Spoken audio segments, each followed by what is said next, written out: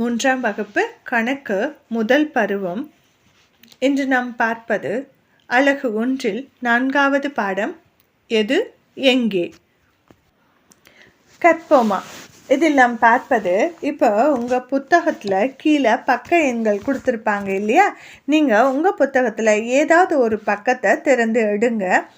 அந்த எண்ணிற்கு முன்னாலும் அந்த எண்ணிற்கு அடுத்து பின்னாலும் உள்ள பக்க எண்ணை உங்களால் வரிசையாக கூற முடியும் தானே. செய்து பார்ப்போமா.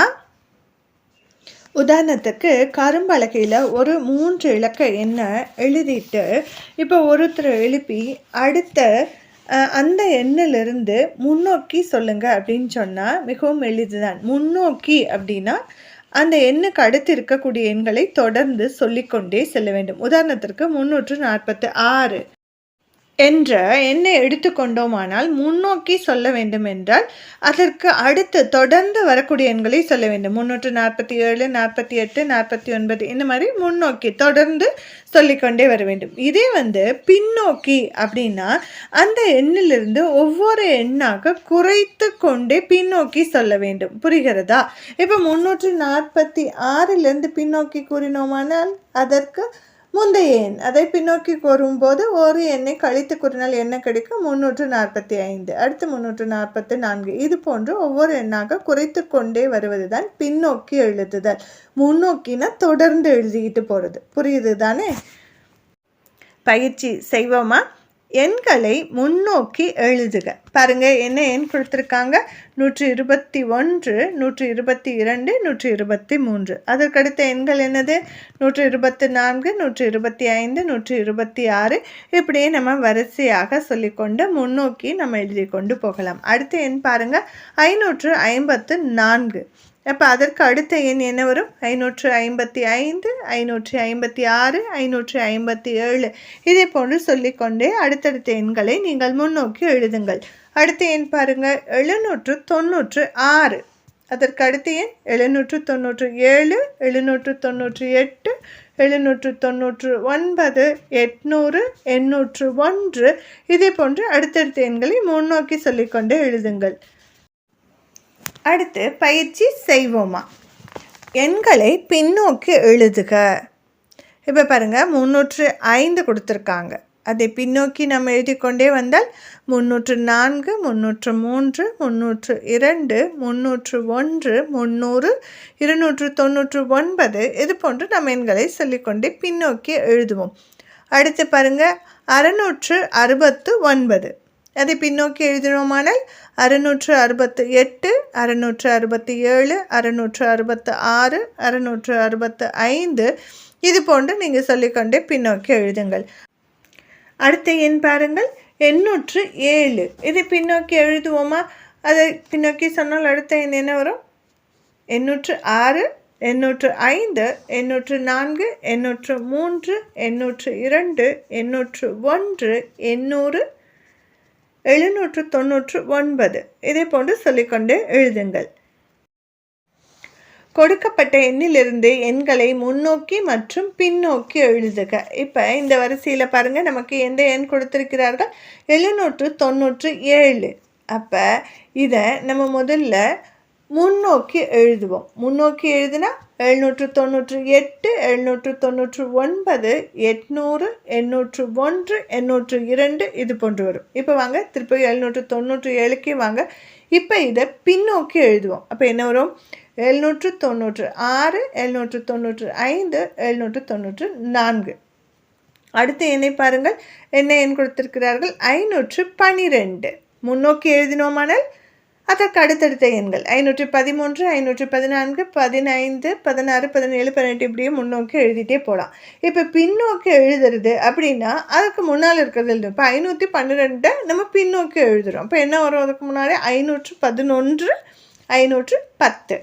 அடுத்த எண் பாருங்கள், 997. அதை முன்னோக்கி எழுதினால் அதுக்கடுத்த எண் என்ன வரும்? 998, 999. இப்போ பின்னோக்கி எழுதுங்க. 97க்கு 3 நாள் என்ன வரும்? 96, 996, 995, 994, 993, 992, 991, 990. அடுத்தது பார்த்திங்கன்னா ஆராய்ந்து அறிவோமா. இப்போ 395 தொடங்கி எண்களை முன்னோக்கி எழுதுக. முதல் பாக்ஸில் கட்டத்தில் என்ன போடுவோம்? 395, அடுத்து 396, 397, இதே போன்று சொல்லிக்கொண்டு முன்னோக்கி எழுதுவோம். அடுத்து பாருங்கள், 801 தொடங்கி எண்களை பின்னோக்கி எழுதுக. அப்போ 801, 800, 799, 798, 797. அடுத்ததாக கற்போமா. அதாவது ஒரு பள்ளி விடுதியில் உள்ள அறைகளுக்கு எண்களை பொருத்தும் வேலை அங்கே நடந்துட்டுருக்கு. அங்கே சில அறைகளுக்கு மட்டும் எண்களை பொருத்திட்டாங்க, இன்னும் சில அறைகளுக்கு எண்களை அவங்க பொருத்தலை. அப்போ விடுபட்ட இடத்துல என்ன எண் வரும் அப்படின்னு கண்டுபிடிப்போமானா, பாருங்கள், முதல் எண் என்ன இருக்குது? 401. அப்போ அதற்கு அடுத்த எண் என்ன வரும்? 402, 403, 404 இருக்கிறது. அதற்கடுத்து 405. செய்து பார்ப்போமா. இப்போ நம்ம தரையில் 3 இலக்க எண்களை நம்ம எழுதுவோம். வரிசையாக எழுதிட்டு மாணவர்களை 2 குழுக்களாக பிரிச்சுடுவோம். பிரிச்சுட்டு இப்போ எழுதின எண்களில் சில எண்களை மறைச்சிடுவோம். அப்போ அவங்களால சரியாக அந்த எண்களை கண்டுபிடிக்க முடிகிறதா என்று பார்ப்போமா. அடுத்து பாருங்கள், பயிற்சி செய்வோமா. முன்னால் மற்றும் பின்னால் வரும் எண்களை எழுதுக. இப்போ நடுவில் இருக்கக்கூடிய எண் பாருங்களேன், 230. அதற்கு அடுத்து என்ன வரும்? 231. அப்போ அதுக்கு முன்னால் என்ன வரும்? 229. அடுத்து எண் பாருங்கள், 499. இதை முன்னோக்கி தொடர்ந்து எழுதினோமானால் 500, பின்னோக்கி எழுதினோமானால் 498. அடுத்து எண் பாருங்கள், 300. முன்னோக்கி எழுதினால் 301, பின்னோக்கி எழுதினால் 299. அடுத்து எண் பாருங்கள், 709. முன்னோக்கி எழுதினால் 710, பின்னோக்கி எழுதினால் 708. அடுத்து எண்ணுக்கு வாங்க, 318. முன்னோக்கி எழுதுவோமா? என்ன எண் வரும்? 319. பின்னோக்கி எழுதினால் 317. 700. முன்னோக்கி எழுதினால் 701, பின்னோக்கி எழுதினால் 699. அடுத்து எண் பாருங்கள், 579. முன்னோக்கி எழுதினால் 580, பின்னோக்கி எழுதினால் 578. இதே போன்று மற்ற எண்களுக்கும் சொல்லிக்கொண்டே சரியாக எழுதுவோம். பயிற்சி செய்வோமா. இடைப்பட்ட எண்களை எழுதுக. பாருங்கள், 199 இருக்கிறது, 201 இருக்கிறது. அப்போ இரண்டிற்கும் இடைப்பட்ட எண் என்ன வரும்? மிகவும் எளிது. 199க்கு அடுத்த எண் எது? 200. அதை அங்கே எழுதுங்கள். அடுத்து பாருங்கள், 698. அப்போ என்ன வரும்? 699, அதுக்கடுத்து 700. கரெக்டாக சரியாக வருது தானே? அடுத்து பாருங்கள், 750, 751, 752. அடுத்து வாங்க, 301க்கும் 303க்கும் இடையில் என்ன எண் வரும்? 302. அடுத்ததாக அங்கே எந்த எண் வரும்? 512. அடுத்த எண்ணிற்கு இடைப்பட்ட எண் எது? சரியாக கூறுங்கள். 801. அதே போன்று மீதமுள்ள எண்களையும் சொல்லிக்கொண்டே சரியாக எழுதுவோம். ஆராய்ந்து அறிவோமா. கோடிட்ட இடங்களை நிரப்புக. சாரா தனது புத்தகத்தின் பிரிந்த தாள்களை ஒழுங்கமைத்து கொண்டிருந்தால் தாள்களை ஒழுங்கமைக்க அவளுக்கு உதவுங்கள் அப்படின்னு சொல்கிறாங்க. அடுத்த பக்க எண்ணை எழுதுக. இப்போ பாருங்கள், 176 இருக்குது. அப்போ அடுத்த பக்க எண் என்ன வரும்? 177. அடுத்த பக்கம் பாருங்கள், 189 இருக்கிறது. அதற்கடுத்த பக்கம் என்ன வரும்? 190. இங்கே 200 இருக்கிறது. அப்போ அதற்கு என்ன செய்ய வேண்டும்? பின்னோக்கி எண்ண வேண்டும். 199. அடுத்தது பாருங்கள், 228 இருக்கிறது. பின்னோக்கி எழுதினால்தான் அந்த எண்ணை கண்டுபிடிக்க முடியும். அப்போ அந்த எண் என்னது? 227. அடுத்த கணக்கை பாருங்கள். 238ற்கும் 241ற்கும் இடைப்பட்ட பக்கங்கள் என்ன வரும்? 239 மற்றும் 240. அடுத்தது பாருங்கள், 240க்கும் 243க்கும் இடைப்பட்ட பக்கங்கள். அடுத்து என்ன வரும்? 241 மற்றும் 242. 281க்கு முந்தைய 2 பக்கங்கள், அதற்கு முந்தைய 2 பக்கங்கள் கேட்டிருக்காங்க. அப்போ என்ன வரும்? 280, 279. அடுத்தது பாருங்கள், 288ற்கு அடுத்த 2 பக்கங்கள் அப்படின்னா 289 290. அடுத்த கணக்கு பாருங்கள். 295க்கும் 305க்கும் இடைப்பட்ட பக்கங்கள் என்னன்னு கேட்டிருக்காங்க. அப்போ அடுத்து என்ன வரும்? 296 297 298 299 300 301 302 303 304. அடுத்ததாக செய்து பார்ப்போமா. இப்போ உதாரணத்துக்கு 2 4 6 8 அப்படின்னு எழுதியிருக்காங்கன்னா அடுத்த எண் என்ன வரும் சொல்வீங்க? 10. என்ன கண்டுபிடிச்சிங்கன்னா இந்த எண்களுக்கு இடையில் உள்ள வித்தியாசம் 2 அப்படின்னு கண்டுபிடிச்சிங்க. அதனால் அடுத்த எண்ணை நீங்கள் எழுத சொல்லிட்டீங்க. அதே போல் தான் 3 இலக்க எண்கள்லேயும் அந்த அமைப்பை நாம் கண்டுபிடித்து அதை நிறைவு செய்ய வேண்டும். பயிற்சி செய்வோமா. முதல் கணக்கு பாருங்கள். 2 2ஆக முன்னோக்கி எண்ணி எழுதுக. நான் சொன்ன மாதிரி பாருங்கள். 100 102 104 கொடுத்துருக்காங்க. அப்போ என்ன வரும்? 106 108 110 112 114 116. அடுத்து பாருங்கள். 3 3ஆக முன்னோக்கி எண்ணி எழுதுக. 306 309 312 கொடுத்துருக்காங்க. அடுத்து என்ன வரும்? 315 318 321 324 327 330.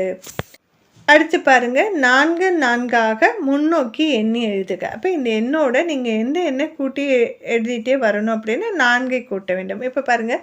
210 இருக்கிறது. 214 4ஐ கூட்டி இருக்கிறார்கள். அடுத்து 218 அது கூட 4 கூட்டதுனால 218 வந்திருக்கு. அப்போ நம்ம இதனுடன் 4ஐ கூட்டினால என்ன கிடைக்கும்? 222. அடுத்து 226 230 234 238 242. அடுத்து நம்ம பார்க்குறது முன்னோக்கி எண்ணி எழுதுக. எத்தனையாக முன்னோக்கி எண்ணி எழுதுகிறோன்னா 5 5ஆக பாருங்கள். 550 555 560 இருக்குது. அதனுடன் 5 கூட்டினோமானால் சேர்த்தோமானால் என்ன வரும்? 565 570 575 580 585 590. அடுத்து பாருங்கள். 10 10ஆக. இப்போ 10 10ஆக முன்னோக்கி எழுதுவோம். 730 740 750 கொடுத்துருக்காங்க. அடுத்து அதனுடன் 10ஐ சேர்க்கும்போது நம்ம 10கள் இடத்துல மட்டும் அந்த எண் மாறிக்கொண்டே வரும் இல்லையா? 760 770 780 790. அடுத்து என்ன வந்துடும்? இங்கே 100கள் இடமே மாறும். 800 அதனுடன் 10ஐ கூட்டும்போது 810. பயிற்சி செய்வோமா. 2 2ஆக பின்னோக்கி எண்ணி எழுதுக. இப்போ நம்ம பின்னோக்கி எண்ண போகிறோம். எத்தனைய? 2 2 நம்ம பின்னோக்கி எண்ண போகிறோம். இப்போ பாருங்கள். முதல்ல 200 இருக்குது. அடுத்து 2 பின்னோக்கி எண்ணும்போது அந்த எண் என்ன கிடைக்கும்? 198 196. அடுத்து நீங்கள் 2 விரல் விட்டுக்கோங்க. பின்னோக்கி எண்ணும்போது 195 94. அடுத்ததாக 93 92. அப்போ 2 விரல் விட்டுட்டிங்கன்னா அடுத்தடுத்து பின்னோக்கி எழுதும்போது உங்களுக்கு மிகவும் எளிதாக இருக்கும். அடுத்து 190. அடுத்து 188 186. இதே போல் நீங்கள் பின்னோக்கி எழுதுங்க. அடுத்து பாருங்கள். 3 3ஆக பின்னோக்கி எண்ணி எழுதுக. 600 597 594 இருக்கிறது. இப்போ 3 விரல் விட்டுக்கோங்க. 93 92. அப்போ என்ன வரும்? 591. அடுத்து அதே 3 விரல்களை பின்னோக்கி எண்ணுங்கள். 590 589 என்ன வரும்? 588. அடுத்ததாக 585 582. இதே போன்று நீங்கள் தொடர்ந்து எழுதுங்கள். அடுத்து பின்னோக்கி எண்ணி எழுதுக. 5 5ஆக பின்னோக்கி எழுதுவோம். பாருங்கள். 150 145 140. அடுத்து என்ன வரும்? 135 130 125 120 115 110. அடுத்து பாருங்கள். 10 10ஆக பின்னோக்கி எழுதுவோம். 990 980 970. அடுத்து என்ன வரும்? 960 950 940 930 920 910. ஆராய்ந்து அறிவோமா. நாங்கள் இருவரும் 10 10ஆக 5 முறை குதித்தால் எங்கு சந்திப்போம் அப்படின்னு கேட்குறாங்க. இப்போ அங்கே இருக்கக்கூடிய படத்தை பாருங்கள். அந்த பொண்ணு 801 இருக்கிறா. 10 தாண்டி குதிக்கும்போது 811. அடுத்து என்ன வரும்? 821 831 841 851 எங்கே நிற்பா இல்லையா? அடுத்து இந்த பொண்ணு 5 முறை தாவி கொடுக்கும் பின்னோக்கி குதிச்சுட்டு வரா இல்லையா? 901, அடுத்து 891 881 871 861 851. அப்போ எங்கே சந்திப்பாங்க? 851. அடுத்து எண்களை உற்று நோக்கி சரியான அமைப்பை டிக் செய்க சொல்லியிருக்காங்க. பாருங்கள், 240 236. அப்போ 2 எண்களுக்கும் இடையே உள்ள வித்தியாசம் எவ்வளோன்னு பாருங்கள், 4. அப்போ 4 4ஆக பின்னோக்கி எழுதியிருக்காங்க இல்லையா? 232 228 224 220. அப்போ இவங்க என்ன பண்ணியிருக்காங்க? 4 4ஆக குறைச்சிட்டே வந்திருக்காங்க. அப்போ 4 4ஆக குறைகிறது. அடுத்து பாருங்கள், 500 தொடங்கி 50 50ஆக முன்னோக்கி 6 எண்களை எழுதுக. இப்போ முதல்ல 500 எழுதிப்போம். அதோட 50 சேர்த்தும் போது 550 600 650 700 750. செய்து பார்ப்போமா? இப்போ 2 குழந்தைங்கள புத்தகத்தை எடுத்துகிட்டு அவங்க ஏதாவது ஒரு பக்கத்தை நம்ம திறக்க சொல்லலாம். அப்போ அவங்க வரதில் இடது பக்கம் இருக்கக்கூடிய எண்களை மட்டும் ஒப்பிட்டு பார்த்து அதில் எந்த எண் சிறியது அது எந்த எண் பெரியது அப்படின்னு கண்டுபிடிக்க சொல்வோம். அடுத்து நாம் பார்ப்பது கற்போமா. இதில் நித்யா, இந்த பொண்ணு பேர் நித்யா, இந்த பையன் பேர் நீலன். இவங்க 2 பேரும் எள்ளுருண்டை சாப்பிடுவாங்க. அப்போ யார் அதிகமான அளவில் எள்ளுருண்டை வச்சுருக்காங்க அப்படின்னு கண்டுபிடிக்கலான்னு பார்க்குறாங்க. அப்போ அந்த பொண்ணு சொல்கிறா, உன்னை விட எங்கிட்ட தான் எள்ளுருண்டை அதிகமாக இருக்குது அப்படின்னு சொல்கிறா. அதுக்கு நிலன் கேட்குறா, நீ எப்படி கண்டுபிடிச்ச அப்படின்னு. அப்போ சொல்கிறா, முதல்ல பாரு, 100 எள்ளுருண்டைகள் வச்சுருக்க பெட்டியை பாரு அப்படிங்கும்போது 2 பேர்கிட்டையும் எத்தனை பெட்டிகள் தான் இருக்குது? 2 பெட்டிகள் தான் இருக்குது. அப்போ சமமாக தான் இருக்குது. அப்போ சொல்கிறா, அடுத்ததாக 10கள் இருக்கக்கூடிய பெட்டியை பார்ப்போம் அப்படின்னு பார்க்கும்போது அதுவும் 2 பேர்கிட்டையும் பார்த்திங்கன்னா ஆளுக்கு 1 இருக்குது, சமமாக தான் இருக்குது. இப்போ எங்கே வராங்க? அடுத்து 1கள் இடத்துக்கு வராங்க. 1களில் பார்க்கும்போது நித்யா கிட்ட 6 இருக்குது, நிலன்கிட்ட 4 தான் இருக்குது. அப்போ அதனால் நித்யா கிட்ட தான் அதிகமாக இருக்குது அப்படின்னு முடிவுக்கு வராங்க. அப்போ எண்ணெய் ஒப்பிடும்போது முதல்ல 100கள் எடுத்து பார்க்கணும். அது சமமாக இருந்ததுன்னா 10கள் எடுத்து பார்க்கணும். அதுவும் சமமாக இருந்ததுன்னா நம்ம 1கள் எடுத்தை பார்த்து எது பெரியது எது சிறியது அப்படின்னு மிகவும் எளிதாக கண்டுபிடிக்கலாம். அடுத்ததாக பயிற்சி செய்வோமா. பெரிய எண்ணெய் வண்ணமிடுக. முதல்ல கொடுத்துருக்கக்கூடிய எண்ணெய் பாருங்கள், 69 105. இதில் பெரிய எண் 105, அதற்கு வண்ணமிடுவோம். அடுத்து பாருங்கள், 112 94. பெரிய எண் எது? 112. அடுத்ததாக 87 100. பெரிய எண் எது? 100. 101 99. எது பெரியது? 101. இப்போ இதெல்லாமே நம்ம மிகவும் எளிதாக கண்டுபிடிச்சிட்டோம் இல்லையா? என்ன காரணம்னா 2 இலக்கம் 3 இலக்கம். அப்போ 3 இலக்கம் எண் தான் பெரியது அப்படின்னு எளிதாக கண்டுபிடிச்சிட்டோம். அடுத்தது பாருங்கள், 234 527. அப்போ எது பெரியது? 527. அடுத்த எண்களை பாருங்கள், 342 176. அப்போ எது பெரியது? 342. ஏன்னா 100கள் இடத்துல 3 தானே பெருசு, அதனால நம்ம எளிதாக கண்டுபிடிச்சிட்டோம். அடுத்ததுக்கு வாங்க, 618 681. எது பெரியது? 681. அதாவது 100கள் இடம் ஒன்றாக இருந்தால் கூட 10கள் இடத்துல 8 தான் பெரியது இல்லையா? அதனால 681 தான் பெரியது. அடுத்து பாருங்கள், 918 981. இப்போ எங்கே பார்த்தோம்னாலும் 100கள் ஒரே மாதிரி தான் இருக்குது. ஆனால் 10கள் இடத்தில் இங்கே 8 இருக்குது, இங்கே 1 இருக்குது இல்லையா? அப்போ 8கள் தானே அதிகம். அப்போ எந்த எண் பெரியது? 981. அடுத்து உள்ள எண்களையும் இதே போல் கண்டுபிடித்து சரியான பெரிய எண்ணிற்கு வண்ணமிடுங்கள்.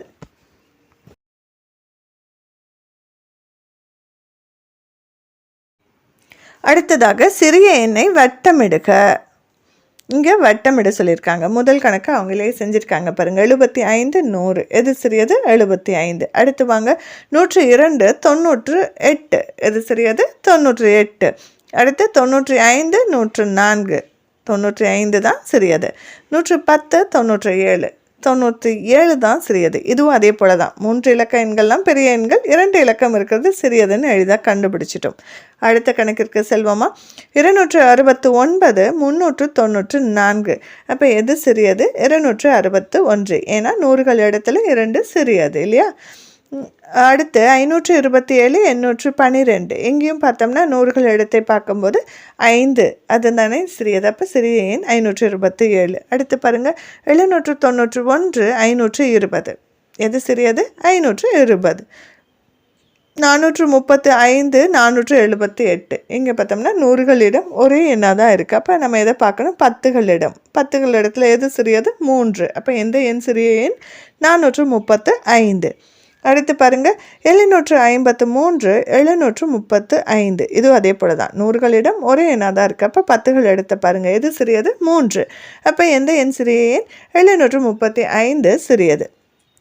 அடுத்த எண் 818 900. எது சிறியது? 818. இதே போன்று மீதமுள்ள கணக்குகளையும் செய்யுங்கள்.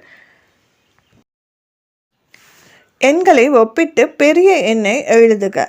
பாருங்கள் 210 270. 100கள் இடத்துல ஒரே எண் தான் இருக்கு இல்லையா? அப்போ 10கள் இடம் பாருங்கள். 1 இங்கே 7. அப்போ எது பெரியது? 7. அப்போ எந்த எண் பெரிய எண்?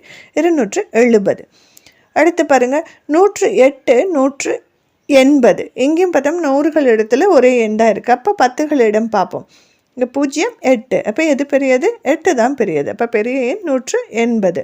அடுத்து பாருங்கள் 234 143. இதில் 100கள் இடத்துல பார்த்தோம்னா எது பெரியது? 2 தான் பெரியது இல்லையா? அப்போ 234 தான் பெரியது. அடுத்த கணக்கிற்கு வாங்க. 111 222. எது பெரிய எண்? 1 பெருசா 2 பெருசா? 2. அப்போ பெரிய எண் 222. ஆராய்ந்து அறிவோமா? சரியான விடைக்கு வண்ணமிடுக. 109 விட பெரிய எண் எது? 110. 238 விட சிறிய எண் 237. 581 விட சிறிய எண் 518. அடுத்து பாருங்கள் 870 விட பெரிய எண் 871. 942 விட சிறிய எண் 924. சரியான விடையை வட்டமிடுக. நான் 690 விட பெரியவன், 770 விட சிறியவன். நான் யார்? அப்போ பாருங்கள் எந்த எண் சரியாக வரும்? 755. இது 690 விட பெருசு, 770 விட சிறியது. அடுத்து பாருங்கள் நான் 150 விட பெரியவன், 375 விட சிறியவன். நான் யார்?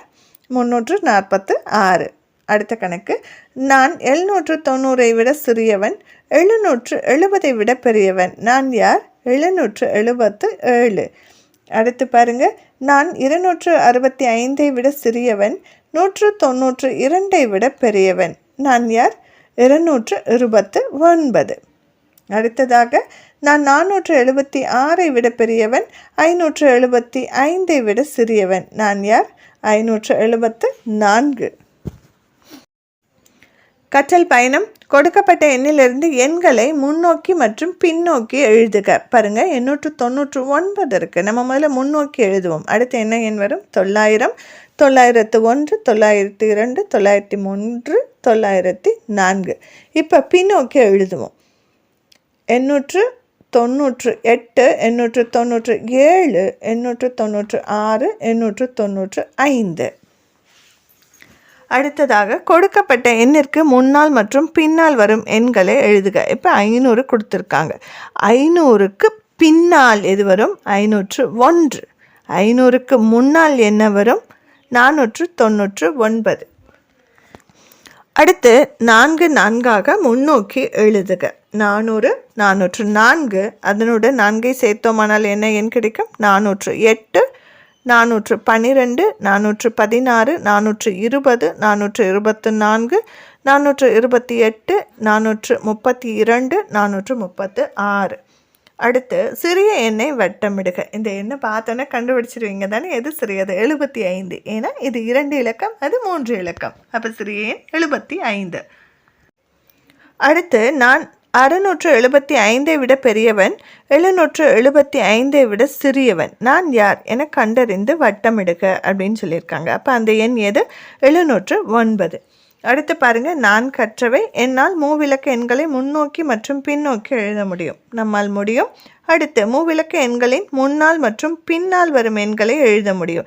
முன்னோக்கி எழுதுறதுங்கிறது வேற, முன்னால் என்ன எண் பின்னால் என்ன எண்ணுங்கிறதும் நமக்கு தெரியும் இல்லையா? இரண்டுக்கும் உள்ள வித்தியாசம் நமக்கு தெரியும். அடுத்து மூவிலக்க எண்களில் அமைப்பை உற்று நோக்கி முன்னோக்கி மற்றும் பின்னோக்கி எழுத முடியும். அதாவது எத்தனை எண்களை சேர்த்து எழுதி கொண்டே வந்திருக்கிறார்கள் அல்லது எத்தனை எண்களை குறைத்து எண்ணிக்கொண்டே வந்திருக்கிறார்கள்னு நம்ம அமைப்பை கண்டுபிடிக்க முடியும். அடுத்து 2 எண்களை ஒப்பிட்டு பெரிய எண்ணையும் சிறிய எண்ணையும் கண்டறிய முடியும். நம்மால் நிச்சயம் முடியும். அடுத்ததாக நானே செய்வேன். பின்வரும் வினாக்களுக்கு விடையளிக்க. கொடுக்கப்பட்டுள்ள வடிவத்தின் விளிம்புகளை எண்ணி எழுதுக. எத்தனை விளிம்புகள் இருக்குது? இது எளிதாக எண்ணலாம். மேலே 4 விளிம்புகள், கீழே 4 விளிம்புகள், இடையில் 4 விளிம்புகள். அப்போ மொத்தம் 12. அடுத்து பாருங்கள், கொடுக்கப்பட்டுள்ள வடிவத்தின் மூலைகளை எண்ணி எழுதுக. எத்தனை மூலைகள் இருக்கிறது? ஒரே ஒரு மூலை இல்லையா? மூலைகளின் எண்ணிக்கை 1. அடுத்து பாருங்கள், மணிகளை எண்ணி எழுதுக. இப்போ இது வந்து 100கள் கொண்ட மணி கோவை இல்லையா? அப்போ எத்தனை 100கள்? 1 2 3 4 5 500 இருக்குது. எத்தனை 10கள்? 1 2 3 4 5 6 6 10கள் இருக்குது. 560. 1களில் 3 இருக்குது. அப்போ 563. அதை இங்கே எழுதுவோம். அதே போல் 789 எத்தனை 100கள்? 7 100கள், 8 10கள், 9 1கள் உள்ளன. அடுத்ததாக விரிவாக்க வடிவில் எழுதுக. 894. அப்போ 800 8 100கள், 9 10கள், 4 1கள். 800 கூட்டல் 90 கூட்டல் 4. அடுத்து பாருங்கள், அடிக்கோடிட்ட இலக்கத்தின் இடமதிப்பை எழுதுக. எதுக்கு அடிக்கோடிட்டிருக்கார்கள்? 5. அதனுடைய இடமதிப்பு என்ன? 10கள். அப்போ 5 10 50. அடுத்து பாருங்கள், கொடுக்கப்பட்ட எண்ணிலிருந்து எண்களை முன்னோக்கி மற்றும் பின்னோக்கி எழுதுக. 950 இருக்குது. அப்போ நம்ம முன்னோக்கி எழுதிட்டே போனோம்னா 951, 952, 953, 954, 955. இது பின்னோக்கி எழுதணும்னா 949, 948, 947, 946.